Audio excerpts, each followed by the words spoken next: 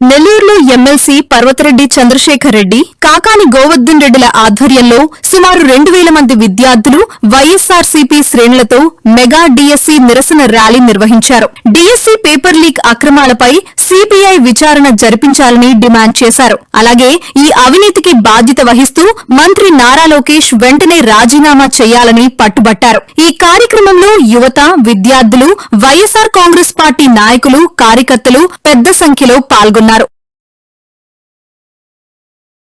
అందరితో కలిసి ఈరోజు విద్యార్థులు, యువత, నిరుద్యోగులకు సంబంధించి డిఎస్సిలో అవకాశం కోల్పోయినటువంటి వాళ్ళ కుటుంబ సభ్యులు, సాధారణ ప్రజలు, మేధావులు, విద్యావంతులు అందరితో కలిసి ఈ కార్యక్రమాన్ని నిర్వహించడం జరిగింది. మేము వచ్చి ఈ కార్యక్రమాన్ని నిర్వహిస్తున్నాము అనంటే చంద్రబాబు నాయుడు పీఠం కదిలిపోతోంది. చంద్రబాబు నాయుడు, లోకేష్ గజగజ వణికిపోతున్నారు. అందుకనే ప్రజల నుంచి వస్తున్నటువంటి స్పందన, ప్రజల్లో ఈ ప్రభుత్వం కుట్రతో, కుతంత్రాలతో, అవినీతి అక్రమాలతో డిఎస్సికి సంబంధించినటువంటి నిరుద్యోగులకి అన్యాయం చేసింది, వాళ్ళ ఆశల మీద నీళ్లు చల్లింది అని ఈ సమాజం ప్రధానంగా విశ్వసిస్తుంది. కాబట్టి దానిలో భాగంగానే ఈరోజు పెద్ద ఎత్తున స్వచ్ఛందంగా ప్రజలు కానీ, విద్యార్థులు కానీ, నిరుద్యోగులు కానీ డిఎస్సిలో అవకాశం వచ్చి ఈరోజు కోల్పోయినటువంటి వాళ్ళ కుటుంబ సభ్యులు కానీ అందరూ కూడా పాల్గొనడం జరిగింది. అయితే మేము గత కొద్ది రోజులుగా అనేక విషయాలు చెప్పాం. లోకేష్ రాజీనామాకి డిమాండ్ చేశాం. అదే వాళ్ళు గొడవలు చేస్తే మీ ఉద్యోగాలు పోతాయని చెప్పి వాళ్ళకి లేనిపోయినటువంటి ఒక ఆలోచన సృష్టించి వాళ్ళని త్రిశంకు స్వర్గంలో పెట్టి మీరు కూడా పాల్గొనండి అని చెప్పి పోటీ సభలు ఏర్పాటు చేయడానికి ప్రయత్నం చేసినా ఎక్కడా కూడా ఆ పోటీకి సంబంధించినటువంటి వాటిలో డిఎస్సికి సంబంధించినటువంటి నిరుద్యోగులు కానీ, డిఎస్సిలో అవకాశం వచ్చినటువంటి వాళ్ళు కానీ జగన్మోహన్ రెడ్డి గారు మాట్లాడేది వాస్తవము.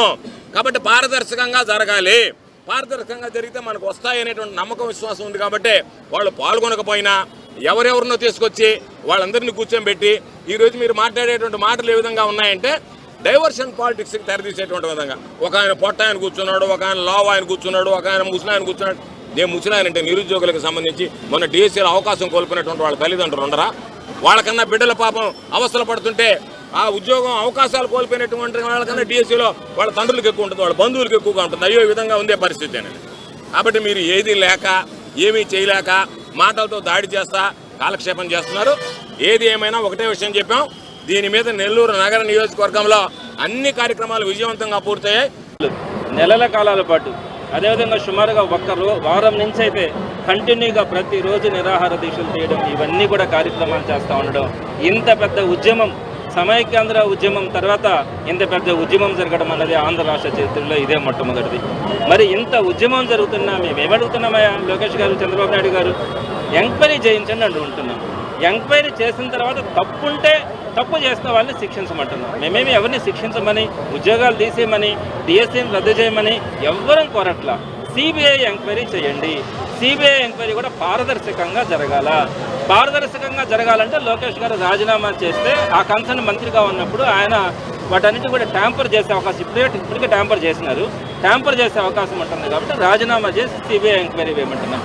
కనీసం మొట్టమొదటిగా సిబిఐ ఎంక్వైరీ అన్నా వేస్తే ఈ ప్రజలకు ఒక నమ్మకం కలిగేది, ఈ విద్యార్థులకు ఒక భరోసా ఉండేది, ఆ నిరుద్యోగులకు కూడా రేపొద్దున మనం నిజాయితీగా పరీక్ష రాస్తే మనకు ఉద్యోగం వస్తుందనే నమ్మకం ఆ నిరుద్యోగులకు ఉండేది. ఎక్కడ కూడా మీకు కావాల్సిన వాళ్ళ కోసం అసలు ఎగ్జామే రాయకుండా కూడా మేము ఇస్తామని చెప్పి టాకాట లాంటి గేమ్స్ని కూడా మీరు జీవోల్లో తీసుకొని వచ్చి ఇలాంటి భ్రష్టు పట్టినటువంటి ప్రభుత్వం, భ్రష్టు పట్టినటువంటి రిక్రూట్మెంట్ ఎప్పుడు కూడా చూడలేదు. ఇందులో మండల సమావేశాలు కూడా